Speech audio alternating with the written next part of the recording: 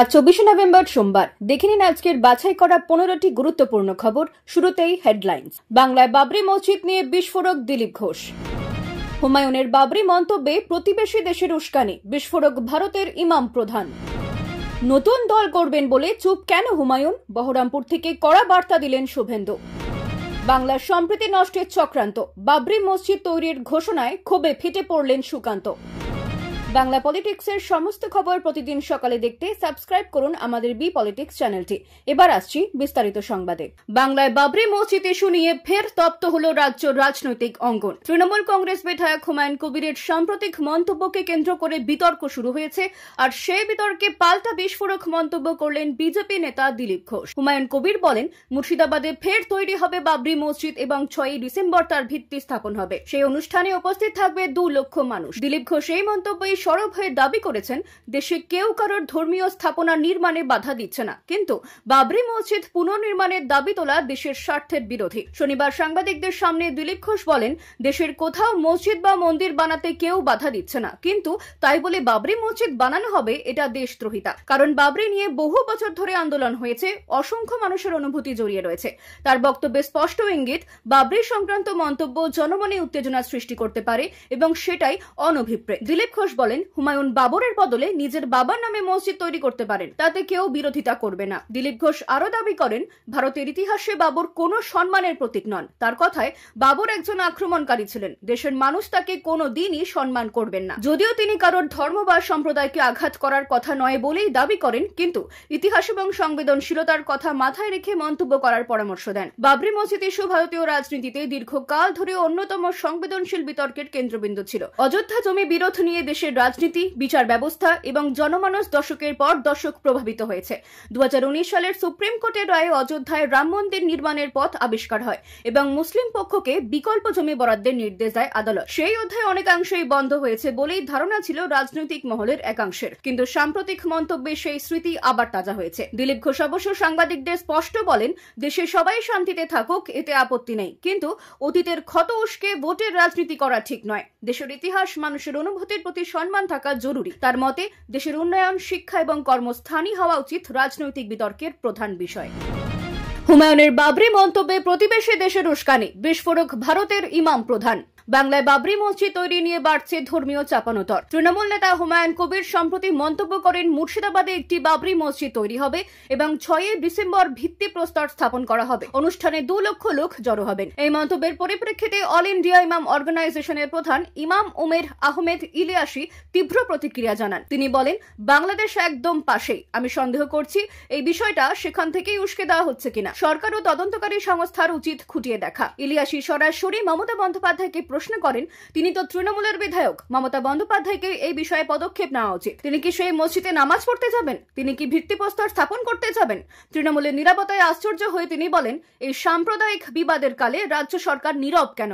শুধু একজন নেতাকে খুশি করতে, না ভোট ব্যাংক কখনো রাখতে? মমতা যদি নীরব থাকেন, তবে এই বিষ বৃক্ষের ফল তাকেই খেতে হবে। বিজেপি শিবিরে এই বক্তব্য স্বস্তি এনেছে, কারণ ভোটের আগে অনুপ্রবেশ এবং ধর্মীয় বিতর্ক কেন্দ্রবিন্দুতে উঠে এসেছে। তৃণমূলের দাবি, হুমায়ুনের মন্তব্যকে রাজনৈতিক উদ্দেশ্যে বাড়িয়ে তোলা হচ্ছে। বিশেষজ্ঞরা বলছেন, অনুপ্রবেশ গুরুতর হলেও ধর্মীয় আবহে না ফেলাই উচিত, নইলে সামাজিক সম্প্রীতি ক্ষতিগ্রস্ত হবে। ভোটের আগে ইস্যুগুলো রাজনৈতিক উত্তাপ বাড়াচ্ছে দ্রুত। নতুন দল গড়বেন বলে চুপ কেন হুমায়ুন? বহরমপুর থেকে কড়া বার্তা দিলেন শুভেন্দু। পুরের তৃণমূল বিধায়ক হুমায়ুন কবির বারবার দল এবং জেলা নেতৃত্বের বিরুদ্ধে ক্ষোভ উগরেছেন এবং নতুন দল গঠনের সময়সীমাও বেঁধে দিয়েছিলেন। সেই সময় পেরিয়ে গেলেও তার নীরবতা এবং কোনো পদক্ষেপ না নেওয়ার জল্পনা বাড়ছে। অতীতেও তিনি সরব হওয়ার পর আবার দলের সঙ্গে নীরবতা পালন করেছেন। এই পরিস্থিতিতে বিরোধীরা প্রশ্ন তুলেছেন, হুমায়ুন কবিরের এই সোচ্চার হাওয়া কি কেবলই কথার কথা? এই জল্পনার মধ্যেই মুর্শিদাবাদের বহরমপুরে দাঁড়িয়ে তৃণমূল বিধায়ক হুমায়ুন কবিরকে স্ট্যান্ড ক্লিয়ার করার বার্তা দিলেন রাজ্যের বিরোধী দলনেতা শুভেন্দু অধিকারী। তিনি বলেন, হুমায়ুন কবিরকে আগে স্থির করতে হবে তিনি কি করবেন। ডিএমের সঙ্গে বৈঠক, নতুন দল গঠনের কথা বলে আবার নীরব থাকা, এই দ্বিমুখী অবস্থান তুলে ধরে শুভেন্দু বলেন, মুখে এই বড় কথা না বলে কাজে তিনি কতটা করে দেখাতে পারবেন এবং তৃণমূলের বিরুদ্ধে পদক্ষেপ নেবেন, সেটাই আসল প্রশ্ন। বাংলায় সম্প্রীতি নষ্টের চক্রান্ত, বাবরি মসজিদ তৈরির ঘোষণায় ক্ষোভে ফেটে পড়লেন সুকান্ত। আগামী 6 ডিসেম্বর বেলডাঙ্গায় নতুন বাবরি মসজিদের ভিত্তিপ্রস্তর স্থাপনের ঘোষণা করেছেন তৃণমূল বিধায়ক হুমায়ুন কবির। একই দিনে বাবরি ধ্বংসের 33তম বর্ষপূর্তি হওয়ায় বিতর্ক তীব্র হয়েছে। বিজেপির মুখপাত্র গৌরব ভাটিয়া বলেন, গোটা ভারত রাম মন্দিরের আনন্দে ভাসছে, ঠিক তখনই নতুন বাবরি তৈরির ঘোষণা হিন্দুদের বিরুদ্ধে ঘৃণার প্রকাশ এবং ইচ্ছাকৃত উত্তেজনা সৃষ্টির চেষ্টা। কেন্দ্রীয় মন্ত্রী সুকান্ত মজুমদার বলেন, মমতার সমর্থিত মানুষরা হিন্দুদের ভয় দেখিয়ে সম্প্রীতি নষ্ট করতে চাইছে। উত্তরপ্রদেশের উপমুখ্যমন্ত্রী কেশব প্রসাদ মৌর্য বলেন, ভারতের মাটিতে বিদেশি আক্রমণকারীর নামে একটা ইটও গাঁথা যাবে না। কংগ্রেস নেতা অধীর রঞ্জন চৌধুরী বলেন, ভোটের আগে মন্দির মসজিদ দুটোই নির্বাচনী লাভের জন্য ব্যবহার হচ্ছে, ধর্মকে হাতিয়ার বানানো সঠিক নয়। ভোটের আগে এই ইস্যু আরো বড় রাজনৈতিক বিতর্ক তৈরি করবে বলে ইঙ্গিত মিলছে। গ্রেফতারির এক যুগ পার কুণালের, ধ্বংসস্তূপ থেকে ঘুরে দাঁড়ানোর স্মৃতি ঘাটলেন কুণাল ঘোষ। জীবনানন্দ দাশের লাইন দিয়ে শুরু করে কুণাল ঘোষ লিখেছেন, 2013 সালের 23 নভেম্বর বিধাননগর দক্ষিণ থানায় গ্রেফতারের 12 বছর পূর্তি হয়েছে। সেদিন অভিযোগ জানাতে গিয়ে সেই থানা থেকেই তাকে গ্রেফতার করা হয়। কুণালের দাবি, তার বিরুদ্ধে কোনো অভিযোগই ছিল না। পরে একের পর এক মামলা যোগ করা হয়, শেষে সিবিআই তদন্ত। দীর্ঘ আইনি লড়াই পরপর জামিনের পর যে মামলায় প্রথম গ্রেফতার হয়েছিলেন, সেই মামলায় তিনি অভিযোগ মুক্ত। তদন্তকারী এবং বিচারকরাও রেকর্ড দেখে বুঝিয়েছিলেন, লেখেন কুণাল। 3.5 বছর হাজতবাসের পর ধ্বংসস্তূপ থেকে ফের দাঁড়িয়েছেন। সাংবাদিকতা, লেখা, জনসংযোগ, রাজনীতি এবং সামাজিক কর্মকাণ্ডে নিজেকে নিয়োজিত রেখে আবার পারফর্ম করেছেন এবং আনুগত্যের প্রমাণও দিয়েছেন, জানান তিনি। ঈশ্বরের আশীর্বাদে ফিরে আসার কথা বলে লিখেছেন, অনেক কাজ বাকি, অনেক কিছু দেখা বাকি। গ্রেফতারের 12 বছরকে তিনি স্মৃতিতে এবং শপথে উদযাপন করছেন। প্রসঙ্গত, গ্রেফতারের সময় তিনি ছিলেন রাজ্যসভার তৃণমূল সাংসদ। বিধাননগর কমিশনারেটের কমিশনার ছিলেন রাজীব কুমার। সারদা তদন্তে শিলংয়ে রাজীবের সঙ্গে মুখোমুখি জোড়ার কথাও উল্লেখ করেছেন কুণাল।